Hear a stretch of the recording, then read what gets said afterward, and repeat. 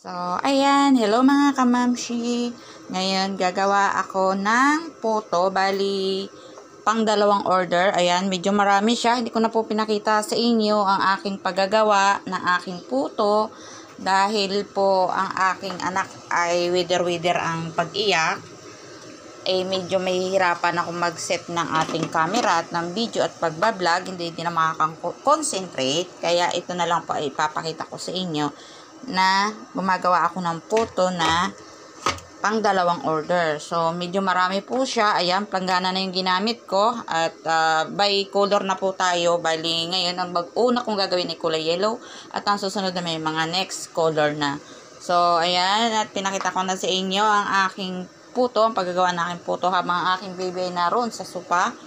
At ito ay pinakamagandang sideline sa mga kagaya kong mami na nasa loob ng bahay para makatulong tayo sa ating mga husband, sa mga naghahanap buhay sa atin sa loob ng bahay dahil ako po ay nasa loob lang ng bahay. Yan. So, mamaya papakita ko po sa inyo ang full blast ng aking puto.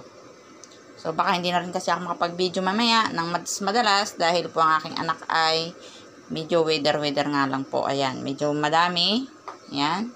So, antabay na lang po kayo. So, ayan, medyo malakas ang ulan sa labas, kaya lalakasan ko din ang aking voice. So, ito, yung ating unang color na ginawa. Tapos na tayo, nakapag-plating na rin ako ng iba. I-plating ko na rin yung iba. Bali, nasa pangalawang kulay na tayo na kulay green. Although, hindi pa tayo tapos. Ayan. Yung iba na dito pa sa taas. Ayan, nakasalang pa siya. So, ayun, update ko ulit kayo mamaya. Medyo malakas lang kasi yung ulan. Ayan.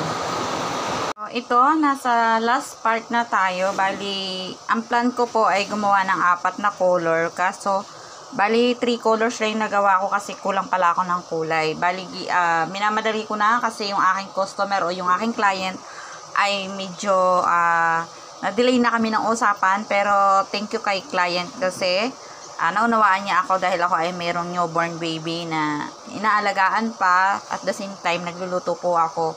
So, medyo naggahol ako sa oras at kinapos dahil gabi na rin kasi niya to na order. So, hindi ako nagkaroon ng interval na time para i-prepare yung mga kailangan ko. So, binili ko pa ito ngayong umaga. Kaya ito, medyo nagdi-delay ako at ito naman, medyo patapos na. Ito naman hindi na mapapasama sa kanya kasi masyado na kasing gahol sa oras. So, yan naman ay may iwan na kasi may mga pa-order pa akong iba. So, ayun lang po. Mamaya ipapakita ko po yung finished product ko na naka-plating na yung ating photo. At hindi na rin po muna ako harap sa camera at medyo, alam nyo na, medyo, ako. Dahil lang nga po ako ay nag-aalaga din ng bata.